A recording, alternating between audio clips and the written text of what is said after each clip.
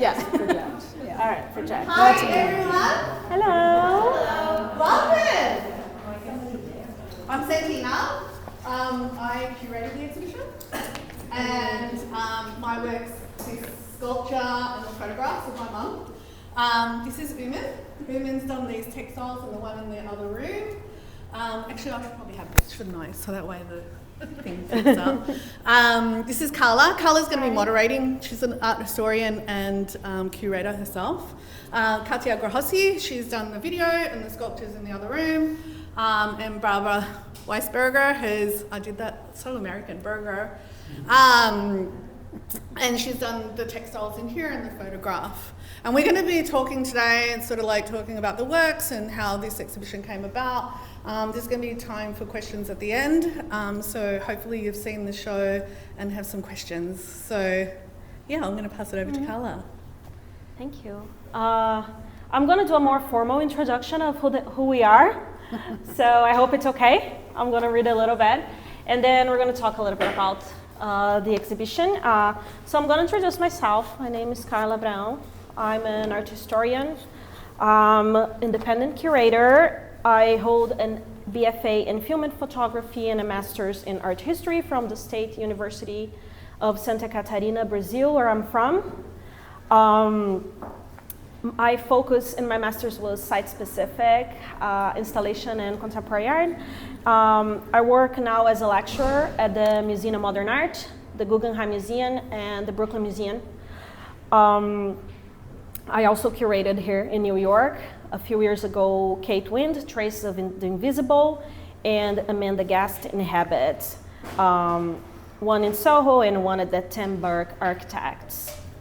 I also want to share my experience because I collaborated with Santina in the past as a dough maker, helping make some of that dough that you saw and that video in the entrance. And also we made a performance with dough, the closing of the Bronx Biennial last year. And I'm going to read a little bit about the artist. Santina Amato is a visual artist whose work explores the physical, psychological, and social dimensions of the female body through photography, sculpture, video, performance, and installation. Born in Australia to Italian immigrants and based in New York, her interdisciplinary practice investigates domestic materials and the tension between intimacy and estrangement. Amato holds an MFA from the School of Art Institute of Chicago, has received support from her work from the Foundation for Contemporary Art, New York Foundation for the Arts, and Australia Council, among others. In 2025, she participated in Air Gallery 16th Biennale, I Woke Up Dreaming, and in 2024, she exhibited performed at the 6th Biennial at the Bronx Museum. Her recent works explore themes of aloneness, aging, domestic site as both vulnerability and transformation. Katya Grokhovsky is Ukrainian-born, New York-based interdisciplinary artist working across installation, sculpture, performance, video, and painting. Her work interrogates issues of gender, labor, identity, and the immigrant experience through the lens of personal and cultural history. Grokhovsky is the founder of the Immigrant Artist Biennial. She holds an MFA from the School of Art Institute of Chicago and a BFA from the Victorian College of the Arts, Australia. Katya has participated in residencies at California Studio Manetti Shrem residency at US Davis, Eckerd residency at Bucknell University, Museum of Arts and Design, Sculpture Space, Wasaic Project, and more. Her work has been exhibited internationally, and she has received support from major institutions, including the Bronx Arts Council grants, Smack Mellow, and the Brooklyn Museum. Woomin Kim. Woomin Kim is a Korean artist currently based in Queens, New York. In her textile works, Kim describes sceneries and memories of everyday life and urban landscapes that feel personal and precious to herself. Kim's work has been exhibited at the Rhode Island School of Design, the Bronx Museum, Hood Museum of Art, Cincinnati Art Museum, and the Moody Center for the Arts. Kim has participated in residencies at Queens Museum, Smack Mellon, and Art Omi. Kim has collaborated with the Isabella Stewart Gardner Museum, Noguchi Museum, and American Folk Art for various workshops and programming. Her works have been featured in the New York Times, Hyperallergic, and Bomb magazine. Kim received a BFA from Seoul National University and MFA from School of Art Institute of Chicago. Barbara Weissberger, photographic kilts, sits somewhere in a three-way intersection between sculpture, collage, and photography. Her stage photographs placed everyday things from home and from the studio and absurd arrangements. In the kilts, the photograph, as dye sublimation on fabric, becomes material. She holds an MFA from the San Francisco Art Institute. Her work has been supported by Guggenheim Fellowship, McDowell, Yaddo, Camargo, and the Bogliasco Foundation, and it's exhibited widely. I want to start by first talking personally about my experience of walking in this exhibition, right? I'm going to pass some to Santina to talk about the curation of this exhibition, but for me it's a space where I found a lot of personal connections. I wonder if it may be because we're all women, but three of us are also immigrants, so I think there's a lot of layers that I connect with. And I would like to think also as how we connected with each other through meeting Santina as well. As I mentioned before, I helped make the dough for some of your works before. And I think that was extremely important as an experience in a way that I was there doing that physical work that connects us through some other layers of possibilities of working together. And we even talk about that later on, these ideas of labor that are emotional but also physical. And by coming in here, I told Santina, I was like, this exhibition is for me an incredible choice of artists. I think it's quite interesting to imagine how they challenge domesticity through their works, right? I want to go back to that and talk in more details about the materials process, but I want to first hear from Santina about the process of choosing this artist to work with you and how it was to create this project. Yeah. All right, thank you. Actually, Barbara was, I'm going to start with Barbara because we never met in real life. Today was the first time, actually. It was that classic meeting her work on Instagram. And I was going back through our messages because I was trying to figure out how long this has actually been in the works. And we first connected in like December or November in 2022. I don't know what show you were in, but there must have been some sort of like connection for that to happen. And so this show sort of like started coming out of around that time, and I proposed it to a lot of institutions. I actually applied here with it first with just the three of us, and we got a rejection. And then I added in Woomin, and then we got accepted. I don't know if it was because of Woomin's work inclusion, but good omen there. So yeah, and just that process was really interesting to me because a lot of spaces don't accept artists as curator. If you're going to be proposing a show, they just prefer you not to include your work. 601 Art Space is one of them. It's the space I was looking at, and they're just like, yeah, you can curate as an artist, but we don't want you having your work in the show. And I think that that's a real disservice to artists because I think that it's a really valuable experience to be able to contextualize your work with your peers and see what sort of relationships can come out of putting your work up against other artists' work and where that goes. So that was really interesting. So with Katya and I have had a long history. We basically like sisters in art, really. Twin sisters at that. We both went to the same undergrad school in Australia, both quite older. I was much older, but we didn't go to undergrad Katya had a degree beforehand, but in terms of our bachelor's degree, Katya came in older and I was much older, and that's where we first met in Australia, and then she came to America. We both came to America at the same time after our undergraduate degree.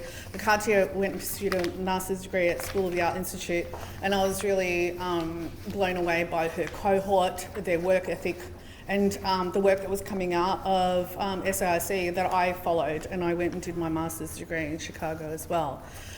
So Katya and I have got a very similar backgrounds, very similar experience of Australia, except I was born in Australia. Katya went to Australia when she was 14. So we had this kind of like other experience. Like, you know, I wasn't Australian enough for the Australians and I wasn't Italian enough for the Italians. And so I kind of sat in this kind of like in between space. And then we've both come here and we've both become immigrants here. So then there's this kind of like very similar. And that's the reason why our works is a very strong kind of like relationship there. Again, with Barbara, like I said, I saw her work on Instagram and I was really blown away by like the use of the domestic. Actually, the first works I saw were the photographs over there, which is like, it's a series that she's got of like, it looks like she's just playing around on her kitchen table. I don't know if it's true, but it looks like she's just playing around on her kitchen table and sort of like, you know, putting things together and seeing like, you know, what can come of like placing these like objects together that are like, you know, don't necessarily have a relationship in the real world. And also that large piece that's over there in the like, in that other room, for me that was like this kind of like dream sequence of kind of like, you know, what you feel like when you wake up, and it's like all these bits and pieces that kind of like made up this thing, but it's kind of like didn't really like doesn't make sense. And with Woomin's work, we've had a very lovely relationship actually, haven't we, darling? We live in the same neighbourhood, which is really great in Ridgewood, and we met through the AIM program at the Bronx Museum. And what I love about her work is this kind of like, you know, there is a real labour that goes into like the materiality of the work, but also I love the way she just kind of like compacts everything into this like, you know, this square, and it's just, you know, so loaded and so, you know, over the top. And these particular works that, we were having discussions about like what works to include, and Woomin presented these works to me, this is basically her mum's room in Korea.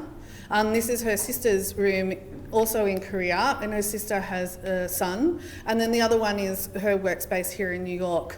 And, you know, really loved, you know, the Catholic reference, because like my mum's got the Catholic reference too there, which is kind of, you know, quite interesting. I'm total atheist, so my mum calls me the little devil because I don't believe in, you know, having men in dresses tell me what to fucking do in my life from a very young age.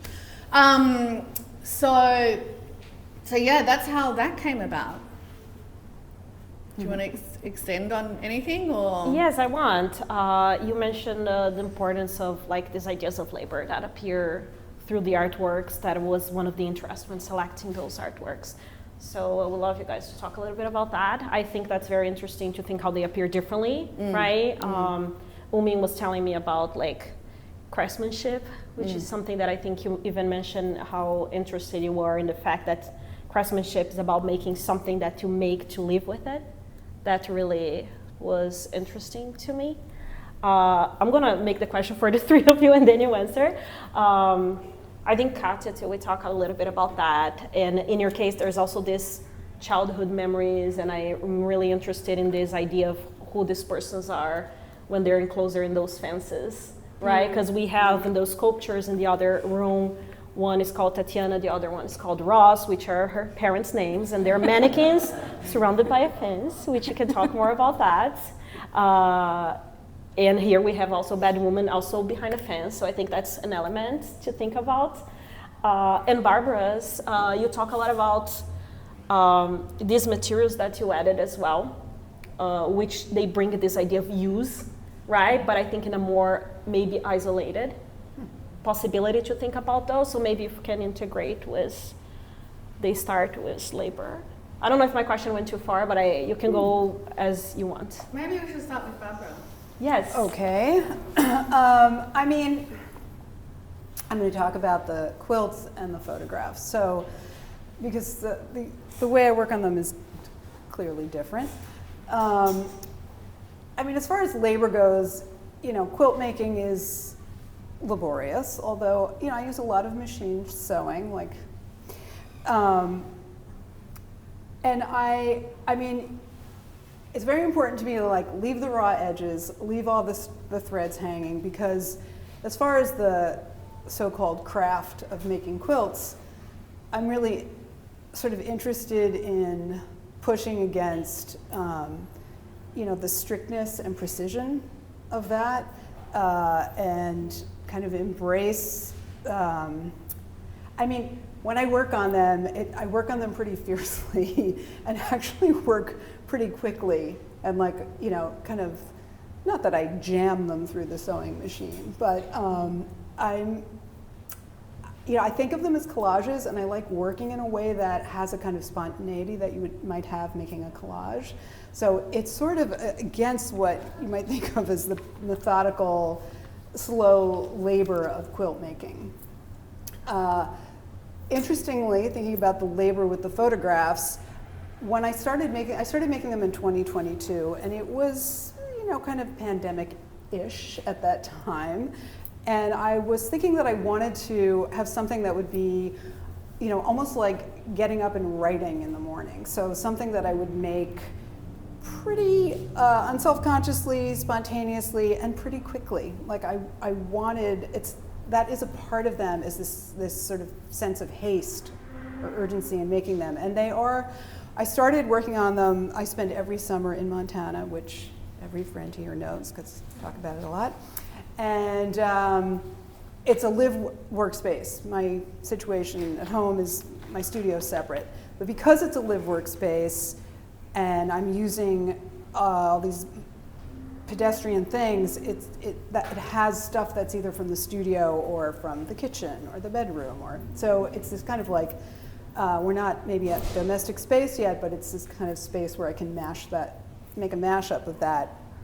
And so almost like an assignment, the way I've made these is that like in the morning, I will gather things. I try not to use any specific thing more than once, so there are a lot of vegetables and fruit in the work, but never the same one. And so it's a kind of like unlabor or something. Like as far as labor goes, it's something that I, cooked up to sort of, to have some speed to it, the way that it's made. And it's, it varies. Sometimes things hit and sometimes they don't, as we all know. So I guess in both, I am actually kind of resisting the labor a bit. Okay, I think I can speak to unlabor because I'm just watching on video. And I might speak to labor in that video because the labor is there on display, which is I'm trying to talk about domestic unlabor, which is I'm basically I'm handing out. This is Australia as well, so the way we dry our clothes, my parents have never had a dryer, a washing machine, it's outside. So I'm using their backyard, and I'm using mom's curtains, grandmother's coat, mom's nightie. And the idea, there is this futility of labor. So I'm actually, bad woman is me and everybody else. It's me and nobody, me and everybody, and every woman and anyone. It's kind of it's a mask, it's an ongoing character in my practice that came after the first election of we know who, and now she's being fully resurrected again because this is the time.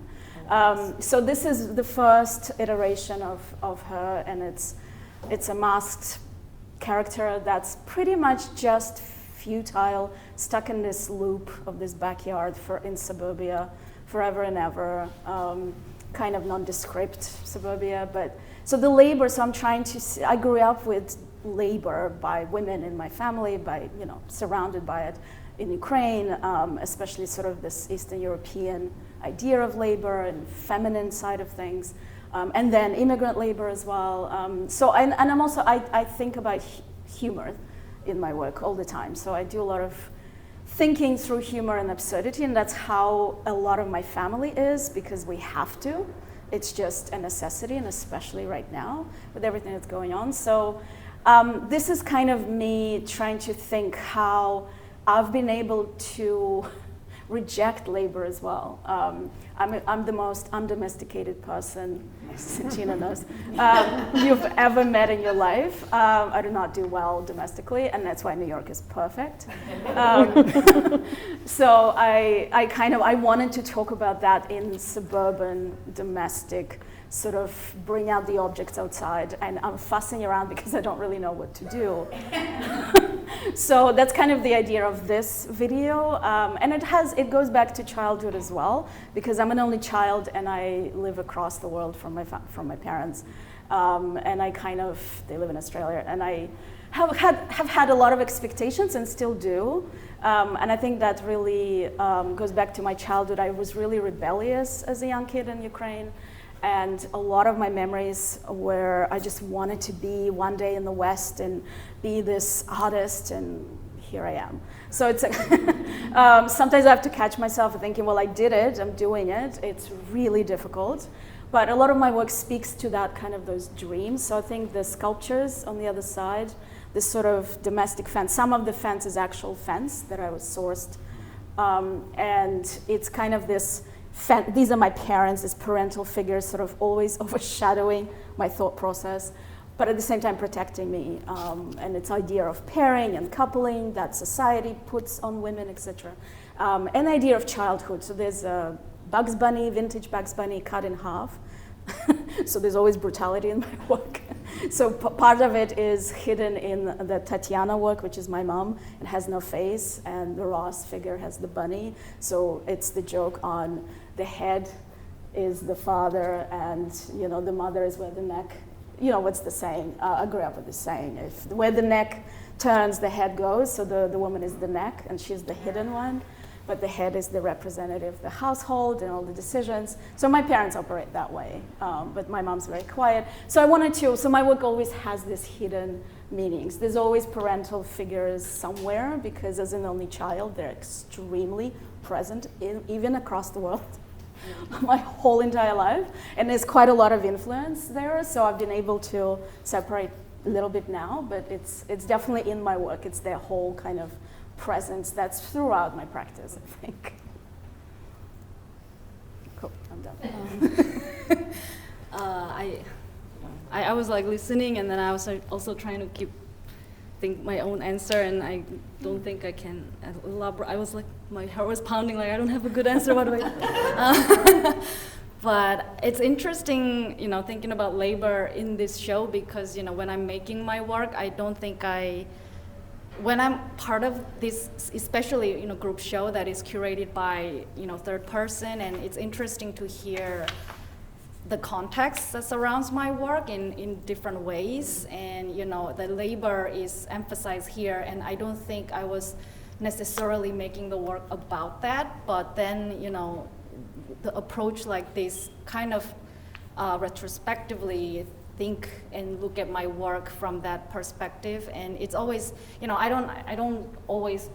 don't control like how my work is going to be read. I think it's entirely up to you, and it's, working with curators or viewers, whatever that is, I enjoy listening to different perspectives. So it was very interesting how labor is highlighted in this exhibition that includes my work, and I understand, and I mean, it happened to be my mom, my sister, and my own, and just to quickly edit your introduction, that the front work is my living and working space a few years ago, especially during the COVID when there was shut down, my studio and everything was shut down, so I was living in a studio apartment with my partner, and my poor partner had to listen to sewing machine 24/7.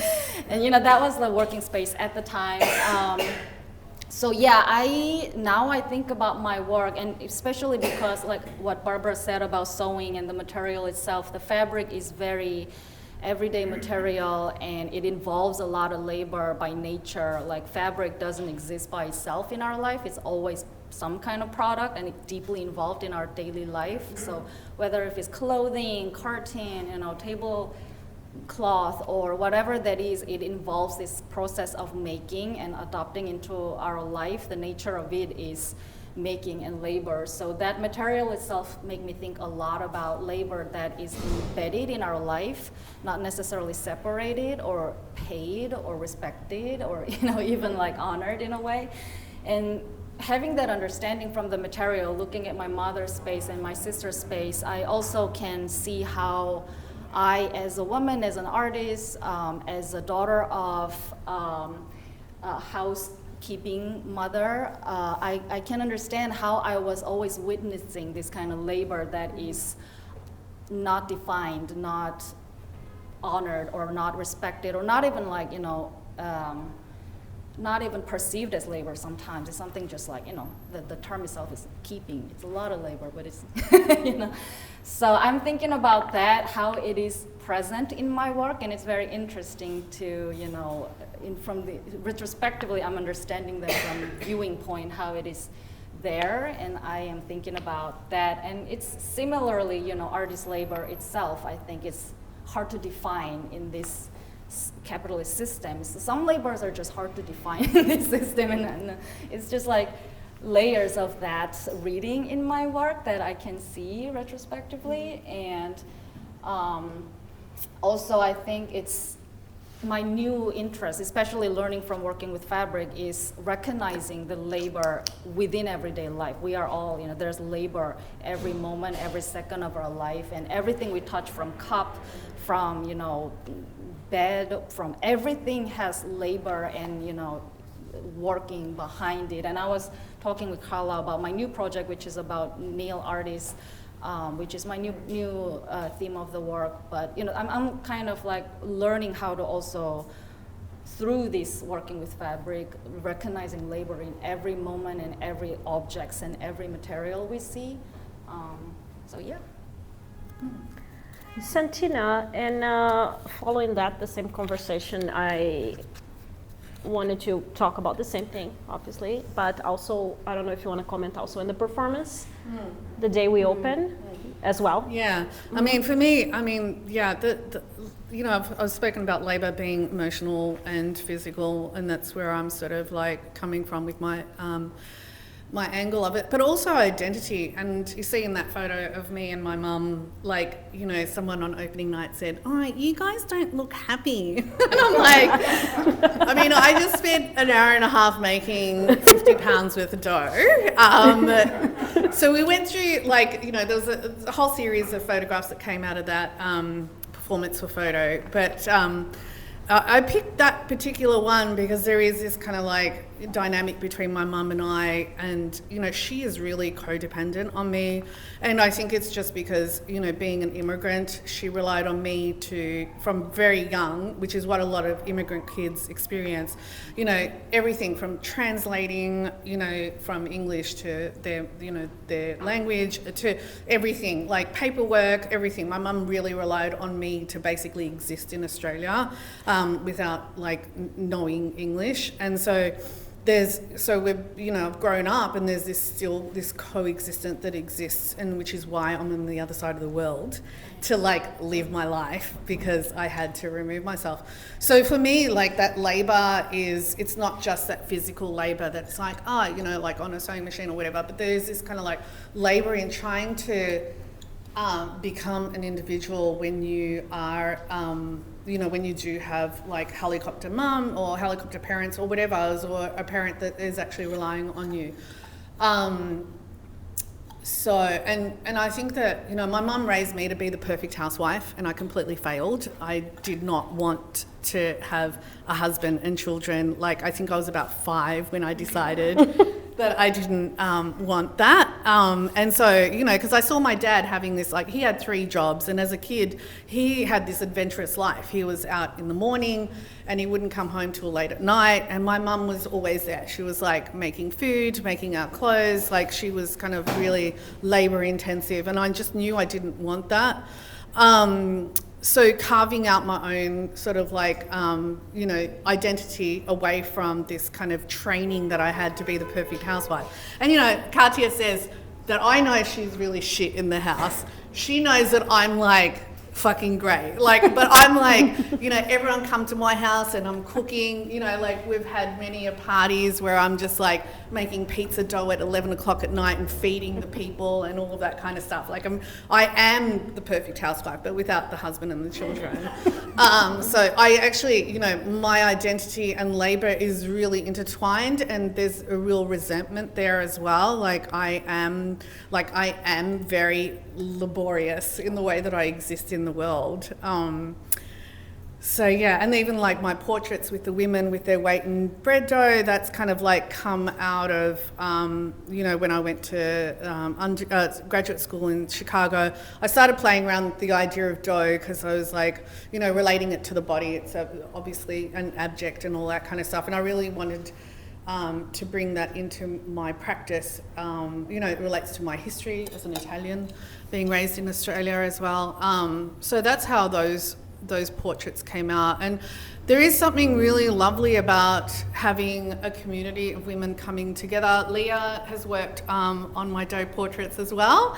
You know, having women come together and we make this shit ton of fucking dough and then we throw it on this woman and then, you know, clear the set and then just wait for the dough to kind of like perform. And, you know, it's kind of like this really exciting kind of, you know, experience to share with people.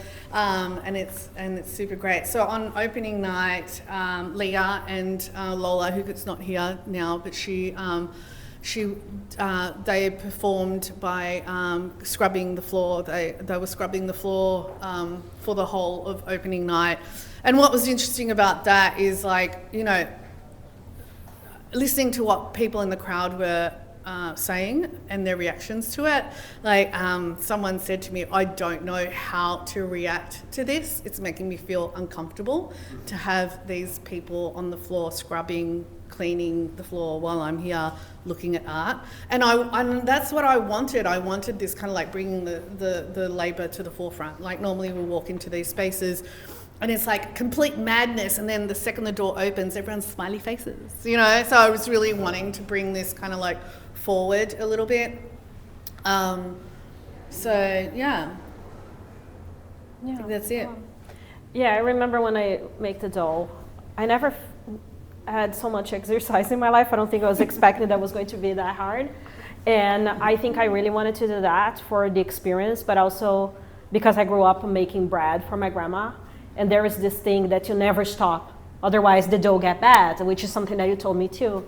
And you're exhausted, but you have to keep like, and I did that as a kid, which is like a small bread. Now we're making the weight of a human being in dough. And I think that was very intense, but made me think about how I grew up with this idea of the domestic space as a space that love is associated with being exhausted in a way that you're working and exhausting yourself. So made me feel, I find very interesting that a lot of you use the word unlabor, because I think a lot of your work is also challenging those ideas, right? And not, including you, it's not like reproducing them, but challenging this idea of these spaces, right?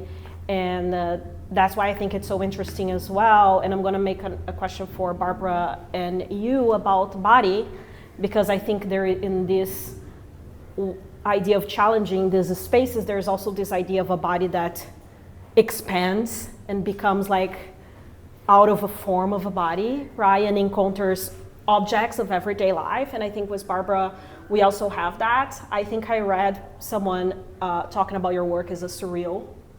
And I find very interesting because we talk about the bodies, right? The hands with the tights, and then you don't know exactly. Then we have, I love that cigarette. I'm gonna talk about it because I love it. When you enter, is the first thing that you said that, but also we have a big hand with a human hand. All these encounters where the body is a body, is an object, is parts, right? It's a fragmentation of the body. And I also love the potato because we talk about the eyes of the potato, right? So the potato also have this almost like living thing. And yeah, and your dough is not only in the sculptures, but also in the videos. It's like how people wanted to have that experience because they want to feel that, right? And it takes the space and transform the space into almost like surreal, absurd space, right? That is taking everything. So I wanted to talk a little bit more about that, about ideas of body. Okay. If you want to. Sure, yeah. I talk a lot because I was very excited. You said a lot of what I think about as far as potato goes, and I mean, part of my interest in the idiosyncratic shapes, is that they are bodily and that bodies are idiosyncratic shapes. And I mean, the humor, I think, and this is true in Katya and Santina's work, is almost like a very antic, almost slapstick sense of embodiedness or moving through the world in a funny body. So yeah, the shape itself, the interest in shape itself, is because of this connection, strong identification with bodiliness. And the large piece, I mean, not only the images of the arms, but there are also all the puffy shapes.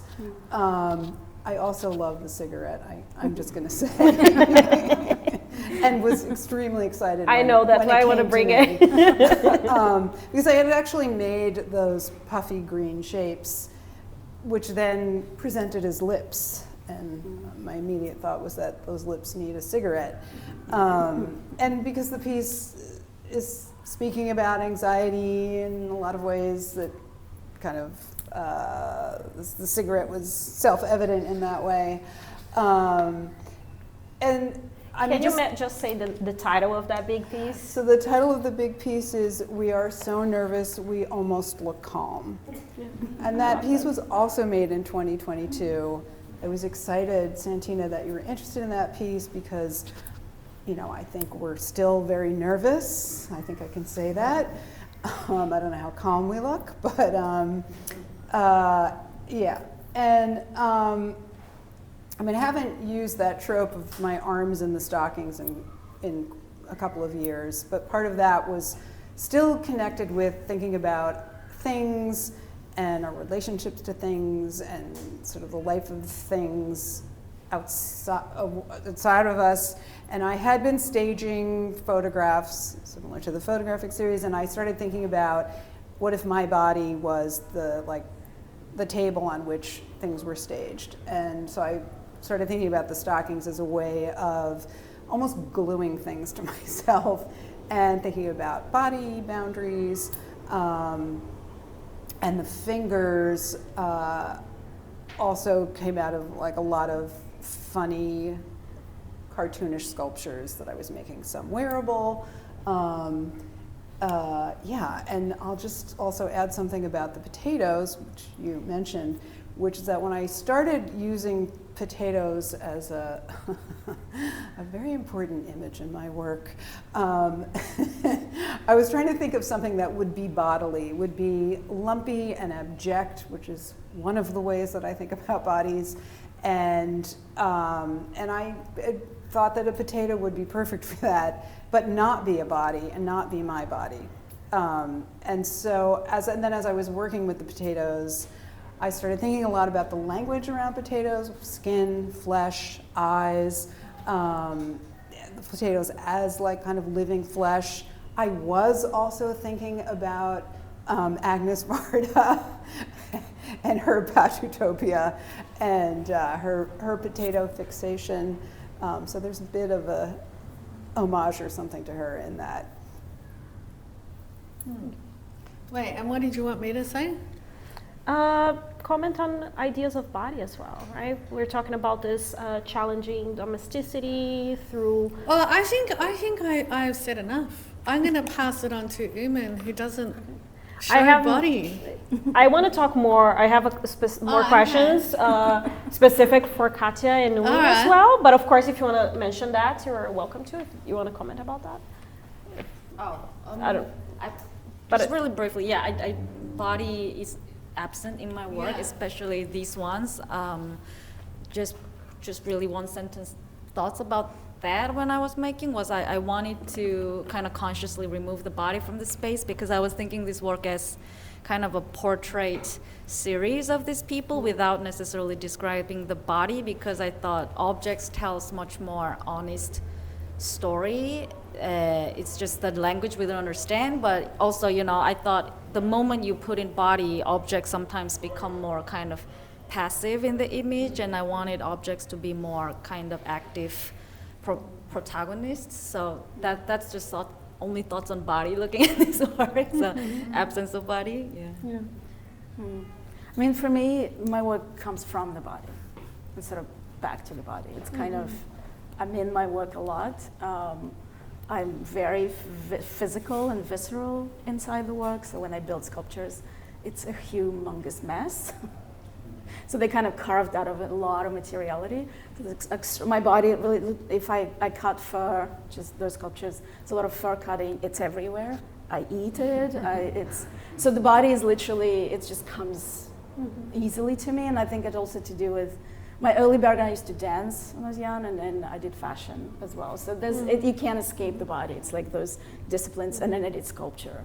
So it's kind of, and now I just do it all. But yeah, the body is very crucial. I think we also talk a little bit about Bad Woman in other contexts when you're performing her. This idea that you can scream inside that mask. Yes. Yeah, I think we had a conversation about that, a possibility to not change your face, expression of your face while you're like making sounds. Yes, it gives freedom in a way. So that's muffled screams or lectures or speaking or text, and I have to really, really project if I'm performing. Here, I mean, it's just the first iteration, but I've performed this live and I've done a lot of screaming behind the mask. So it's almost like you can hear it, but you can barely hear it. So it's almost this shadow body of me. Definitely alter ego. Thank you. I really want to talk to Woomin about the objects. We talk about this not having a presence, but at the same time we talk about how, in a way, we seem to call room landscapes, but also you call them portraits, right? And I think I would like to talk more about sourcing from the fabric to how you represent those objects there. And then I'm going to pass that to you too, because I know there's a lot of like matters of identity of how you choose the materials that you put in those sculptures as well. So source of my materials are very mixed. It's mixture of my personal fabrics or donated from my friends and family. They know now I work with fabric, so there's a lot of fabric coming in all the time. And I'm also I worked with MFTA for the residency a few years ago. I don't know if you know this organization, Materials for the Arts, and they have mountains of fabric donated from businesses and or like theater, like costumes and everything. So they have great source of fabrics sourced from New York, and I like this kind of mixture of fabric. There are some precious silks in it, but also there's some like polyester or whatever leftover fabric in it, and scraps people. So I really love this mixture of fabric because I think that's how fabric exists in our life and our view. Fabric is like air. It's everywhere all the time. We're wearing it, we're touching it all the time, and I want that kind of everythingness in my work. And I think that has connection with objects itself. We're so surrounded by objects, and I'm gonna let this pass. and it's so, the objects that surround us is so organically curated. We don't think about our objects half the time. We buy it, we need it, we throw away, we keep it, we hoard it. So I think that there's this kind of assemblage of objects in our life that tells so much about us and who we are, our lifestyle, our taste, or our tendency, our family members, our jobs, our religion sometimes. And so I think it becomes our portraits, this kind of assemblage of objects, and there is mixture of really precious heritage objects right next to $2 like cup, like, because that's how our life works. So I really like that kind of everything right next to everything, and it's kind of dismantling this kind of like meanings and authorities and our belief system that's most of the time not accurate. So I really believe that kind of power of paying attention to objects to tell more accurate stories and understand more accurate stories. So yeah, that's how I use fabric and also thinking about object in my work. So I collect a lot of things, too many things, and I travel a lot and then collect. And that sort of ends up in the work. And a lot of it is from my family. I developed now this kind of idea, and it did come from this Bad Woman project initially, where I'm literally sourcing from my parents' house and from my past in Australia. But since moving here, I've been kind of thinking I'm missing some piece of fabric back in Australia, like they're kind of attached to things. So I started asking my parents every 2 years or every year, depending on what I'm working with, to send me this big package of materials from their house.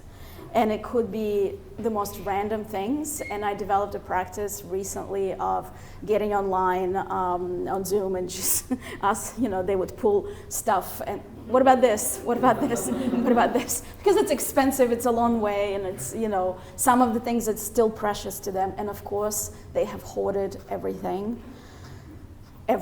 So the stuff we brought from Ukraine with us, which I've now embedded in my paintings. There's aprons my mom have held on to for 30 years that she sent me, soiled aprons that I wanted, work clothes. They're both retired now, so I asked my dad to send me all these uniforms. And a lot of it is just sitting in storage right now, but or my apartment. And I have to kind of live with it, and then start working with it. What's happening here with the sculptures, it's more, I go through obsessions every so often. I have absolute obsession. I had this obsession with fur last year, and I was in residencies and was just buying fake fur online and getting every color possible. So I have a huge collection of fake fur, and I've had quite a few projects with it. And partially why it came, because I was working on the new iteration of Bad Woman, and there's fur involved. So I made huge coats. And then these leftovers of fur, I thought, I want to make these sculptures. I want to source fences. So a lot of materiality is how I think. I have to think materials first often, and I have to get my hands in there. So I have to be surrounded by this madness, and then out of it, it's like marble. I have to carve out these things, and often it's every medium possible. It's paintings, it's sculptures, it's performance costumes, then it all comes together somehow. So objects to me are crucial, and there's of course vintage bunny and vintage toys is another obsession, because I grew up in at the time Soviet Union, Ukraine, so very, very gray blocks. Color to me was the West. That's why my color is I call it like toxic color. It's a technicolor kind of explosion of color, because I never grew up around it, and I'm a child now. I'm kind of regressed a little bit. I just want everything, all the toys I never had, all the things I never had. So you see it in the work, you see the child, just as an adult, grown woman. Thank you. Woomin, you mentioned, I think we talked a little bit about, and Santina mentioned again, the image of Mary and something like that. So I was really interested in how, in a way, you also bring a little bit of this idea of different cultures on your work when you portray objects that belongs to family members of yours. I don't know if you would like to comment a little bit on maybe that one or any of your choice. You mean Mary specifically, or in general? Yeah, sure, because I think that was so interesting. There's something that I was curious about, maybe, right? On the selection of objects, right, that you say that represent this variety of different objects. Yeah. Yeah, I mean, it's funny that you recognize Mary Catholic element in my work, and it's the origin to Korea. It's long path, and sometimes people ask how did they get there? And they did a good job, taking over in some way. But we were also chatting about how each culture, different culture, kind of it's also eaten by its local, religion sometimes, or culture sometimes. So my mom's family is Catholic, but I was second child, which is usually, the last one gets a little bit neglected. So I was never forced to go to church, so I kind of grew up without it. But from just seeing far away, it was more kind of like fairy tale. Christmas tree is pretty, or something that is sparkly, like these beads are sparkly. So it was always not oppressive to me personally. Maybe it's different to my sister, but it was more kind of childhood. I didn't have that negative idea until I learned later about history of all that and colonialism and stuff. So as an adult, I at least didn't think about it that much, or even a little bit became negative about it, religious in general or all that. But when I was specifically making this work, it was when my mom was going through some physical therapy. It was some health issue, and then she was going through it, and she got very scared at the time. She couldn't sleep, and she was looking up, internet is really not helpful in that kind of moment. She was looking up a lot of, and she had a hard time sleeping, and she's Catholic, but she doesn't go to church or didn't pray all the time, but that was the time that she said it really helped her sleep better. And I think it was almost first time that I was kind of happy for her having that part of her life, consolation part. So it was also kind of the time that I was making this work, so it was always there in my mother's room, but I didn't give that much thought, but it became important part of her room from my point of view, so that was part of it. And it's not in here that much, but in different work I made, she also, is somebody who combined it with Korean culture that she grew up. Shamanism is very strong culture and religion in Korea, so whenever there is ancestral ritual, my mother family do ancestral ritual, and then she always bring Mary and cross there. We kind of become a fusion of religion. So that also is part of her life and my memory of her. So yeah, it's very present in the work. Thank you for that. Maybe we should open for questions. Yeah. Yeah. Hi. One of my. Hello. So, Katya, I see you use the red paint or red liquid of sorts. Oh, liquid, yes. Yeah, what is that, and what does it represent to you? I mean, it references blood, menstruation. It is. It does, absolutely. It's ink. No, I just didn't know if it was something beyond what I was seeing, or what I saw. What you're seeing is exactly what it is. Yes. Yeah. It's right there. I wanted it to be quite obvious that it's also part of the body, and it's part of the labor, and it's just running. Got down. it. Free bleeding. Yeah. Thank you. Anyone else?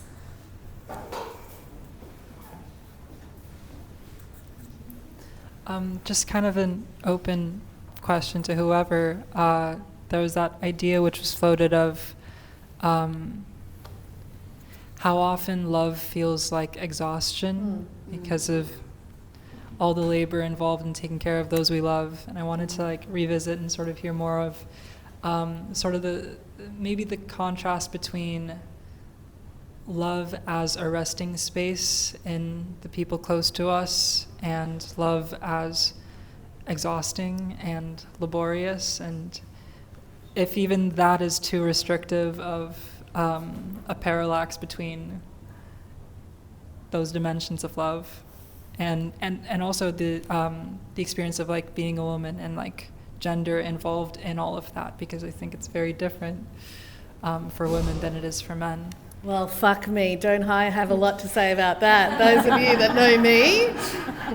Well, my mum's 88, and I'm the daughter that doesn't have a husband, doesn't have children, so the expectation is that her care is my responsibility. And I've been here since 2010, and I am known in Australia to be her primary caregiver, even though I'm on this other side of the world. So I definitely am doing midnight calls to Australia and doing all of that kind of stuff. So yeah, it's a lot. It's a lot. And I think that, especially now that she's kind of hitting 90, it's sort of that labour is kind of going to disrupt my life, actually. I'm going to have to pack up at a certain point and leave New York and leave my life to go and care for her. And that's kind of like a really hard thing for me to do, to think about, because I feel like I don't have a choice. So I don't know what to say.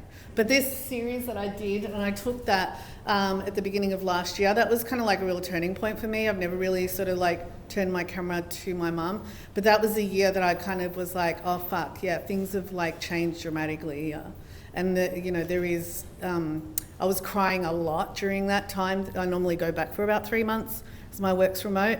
And I was crying a lot, and I was like, how am I going to deal with this? And that's when I turned the camera onto her and took photos, and it was a way for me to cope with what the reality was.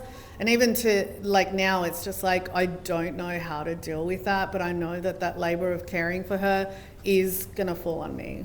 Even though I do have family in Australia, it is like, it's definitely put on me. It's like my life here is not relevant. They don't understand artists, they don't understand the artist's life, they don't understand what our role is in a broader sense. All it is right now, it's like so macro that it's like, what my role is within the family as someone who doesn't have responsibilities. Yeah. It's interesting when you said that, and this is half-baked thoughts, so I'm just going to say it. I immediately thought about, and these are terms I do not usually talk about art in this way, but thinking about the act of making art as an act of love. Mm-hmm. And then thinking about, which, I think you could make a case for, it's often a labor of love, very often. And then even thinking about, when we were talking about labor, I loved what you were talking about with materials, especially using thrifted clothing, which I use a lot. I am very aware that somebody wore those clothes, that somebody made those clothes. And, a kind of love in that, even like the anonymity of, you were talking about absence of bodies in your work, but thinking about the kind of anonymity around materials, like we don't know who made the work. If I buy worn clothing to sew into the quilts, I don't know who wore those. And there's even the sort of, you go to the thrift store and there's a lot of essence perhaps of whoever wore those clothes. So there's that sort of absence-presence tension, and that has to do with love. I imagine there's more to say here, but thinking of the process making art, and then the art itself as having to do with love. If I may, can I follow up a little bit? I feel that like tension between like absence and presence, almost like a heartbeat that's like an undergirding to the labors of love. But someone told me something kind of funny once. It was like, when a girl tells a guy, oh yeah, I moved back to live with my mom, he'll say like, oh, that's sweet. And if she says that to a girl, they'll be like, oh, that's terrible. And I think it's something strange for me, like as like a trans person, sort of like living through this weird experience of that sort of joke of like, how do you, because I can feel that energy and that heartbeat, but how do you cognize, or how do you reconcile identity and obligation, which requires you to give up your role and everything? Or do those just live in dissonance? And then someone take this mic from me. Do you want to speak to that? Well, I can speak to maybe the presence and absence, and also, yes, dissonance. The sculptures are definitely absence-presence of my parents, and I often have that bodily. I build them again. Here they are again. They can't leave me, but I need them. So it's definitely love, push-pull relationship, and it's literally larger-than-life presences that now I have to take care of. Because as people who make sculpture would know, Yes. What are you doing with storage? Oh my God, okay, now I pay for them, now I care for them, now I'm constantly. We're literally talking about how you're going to pack them. Yes, she's like, okay, I have to pack them and put them back and think about them, and they're over there. But it's sort of this constant care. So art, love, it's there, and it's my work is always related to my personal life as well. I cannot separate what I'm doing. It's just comes out, just in more abstracted forms. But literally naming them my parents' names, sometimes I just go right there because it's almost comforting. There's the comfort, but at the same time, it's a dissonant life. My parents are also aging. I just came back from Australia a week ago. Same thing. I'm an only child. So they do have more family there who can take care of them, but I'm constantly thinking that phone call, it's coming at some point, when, how, what. So the dissonance of this constant, well, I made this decision to come here, live my life, amazing, doing all these things, at what cost? So there's a darker side also, and because I'm a woman, there's always been pressure on me to kind of do something. They're pretty independent and they don't want me to sacrifice anything. They're pretty supportive. At the same time, I feel the guilt now more and more every year. Every year I go once a year. Guilt and constant this exhaustion sets in. So we're talking about exhaustion. I feel it in my body, how I'm now, oh my God, what happens next and what do I do? So I put in the work. I think we all do, right? I think that's what we're talking about, is that it's in the work. It's breathing, leaving, in the work. That's all we can do as artists. That's literally what we do, I feel like. That's how I operate. Otherwise, I would go absolutely insane. Yeah. Just saying. I think it's right there. That's why my work has borders on sometimes, on the edge. It lives on the edge because I live on the edge.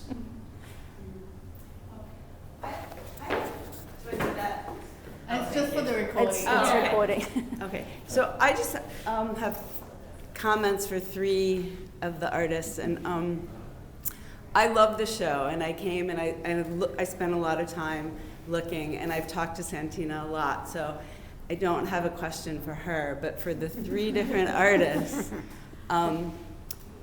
your video, I love her. Yeah. Like, I was in love with her. Like, I was looking to see if I watched the beginning and the end, and like, if something really dark happened or something, but it didn't. And it was just, like, I just fell in love with it. So it's very interesting to hear you talk, because it all makes sense. Yeah. But I sort of, anyway, I just wanted to tell you that. Thank you. And then the most enigmatic piece for me in this show is that potato. So could you talk about it? What that photograph is? It's an enigma. Okay. I mean, there's something about putting objects together against, their usual use. And I mean, I guess a lot of times when I make those photos, I have things literally balance. Like, for example, the nail, I think it's a nail, you screw in there, and the quarter, they have a certain function, which is keeping the potato up. But it's also, I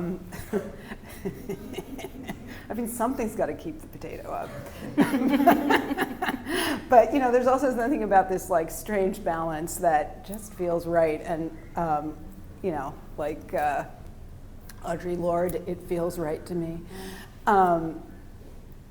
So yeah, I mean, I guess I'm after those enigmas. I love that.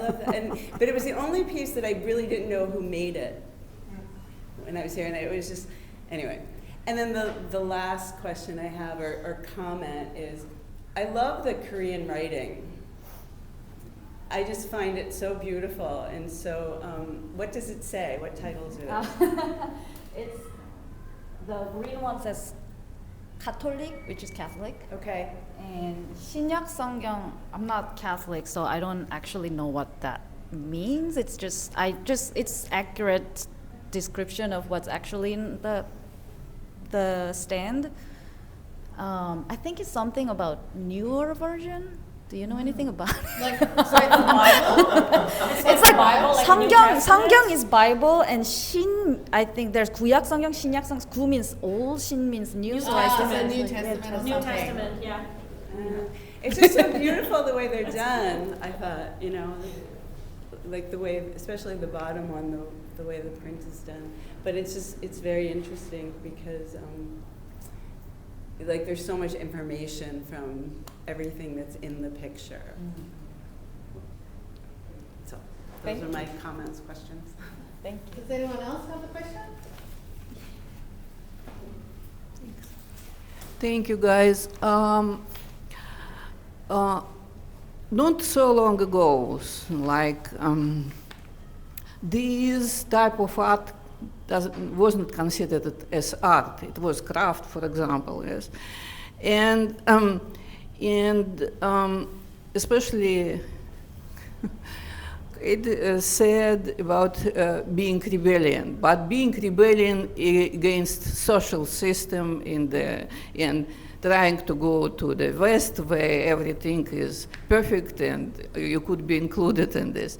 Okay, but it's right now we already have that in art. We have on many exhibitions you can see they're using fabric, they're using any whatever could be used or could not be used, yes? And it seems like you cannot be already rebellious against anything. Do you still, any of you still feel rebellious against anything? For example, Katya, are you rebellious against this system and this social structure, or anything in art what are you feel rebellious against anything and what it is? I'm going to speak on that. I feel really rebellious against, you know, my family structure and like, you know, but that's kind of like more of a personal thing. Like there's no, you know, it's not like, you know, a broader rebellion against society. I suppose, you know, it could potentially, like my mum's the biggest misogynist I know. And, you know, I have fought with her from day one. So I suppose for me, there is a rebellion there. But it's also not so special. No. A lot of No, well, yeah, of course. Well, it's not special because it's perpetuated. Yes. It's a system. So, I don't know. I don't know. Anyone else want to talk about rebellion? I mean, I think you can make a case that, you know, I mean to be a little bit general, but any art that is resisting, especially at this moment, like resisting conformity, can't even say it, you know, is in and of itself somewhat rebellious, right? So I think any kind of weird expression resists conformity. So that's a kind of broad way to answer that. I mean, I personally would say, I certainly hope to be rebellious with my work, but you know, I don't know. I mean, I just want to quickly say, Is rebellious in the way that it undermines how things are easily mean things. So you're undermining what how we know how to be the world. yes, yes.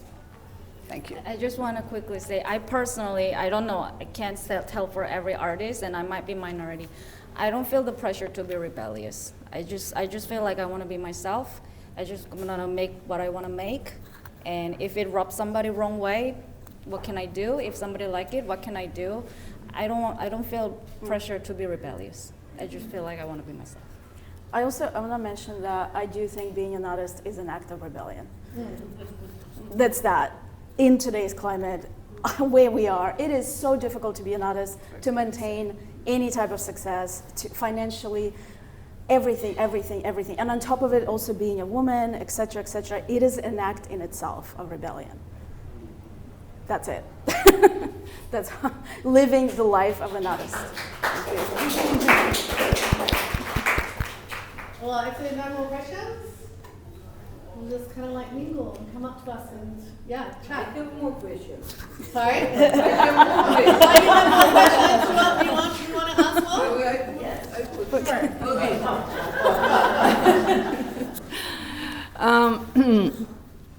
It's some time ago people start to talk about universal income, yes, basic income.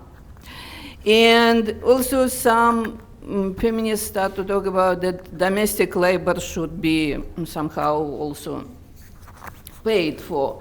And in Europe, they're doing something like this, not in the United States, but in Europe. So what do you think about this? What do you think should be it, and also artist work, should be it paid for, or it should be like it is right now?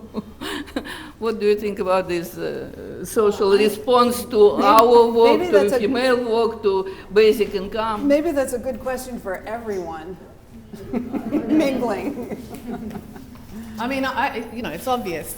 We're all going to say that we definitely want universal income. You know, I come from Australia, which are treating, like my mum very well, and it's making me think that, do I want to be an old person here in America that, completely once your years are up of being able to contribute, your taxes and stuff, you're just kind of like left out to dry, So yeah, I mean, it's a huge problem here. It's always been a huge problem. I don't know that it's going to change. I'd like to see it change before I get too old and be forced to go back to my cocoon of Australia where they look after people. But yeah, of course, Yeah. I know. Yeah. Yeah. I know. Yeah. I want to just follow Katya. I'm sorry, Barbara. Just follow Katya said how rebellious it is just to be an artist, right? And I think we hopefully would be heading to a space where, like Woomin said, you don't have to be rebellious, right? We're just being artists, and all of these things that we're discussing should not be a matter of doing something that almost like absurd. Right? Like we just touch so many things with the work that are just everyday life matters of many one of us. You were talking about your experience, and Santina was talking about her experience that I shared with so many people. We also talk about family, etc., and how these works are just talking about our lives and our responsibilities. In the end of the day, this should not be excessive in any way, but if it's still touching that, it's because we had a lot of work to do still. I think especially now, yeah. But I just want to go for that because I think we should not be rebellious at all. We should just be living our lives. But here we are. Exactly. Yeah, here we are, yeah. Well, I think I'm going to end it there. Thanks for coming, everyone. I'm so glad to see this, and so glad that you guys came. And just come up, stick around, have a drink, and yeah, we're all up for chatting. Thank you. Thank you. See you guys. Thank you. Just look back these pages before we're recording all the private conversations, because that's very me. I do this all the time. I do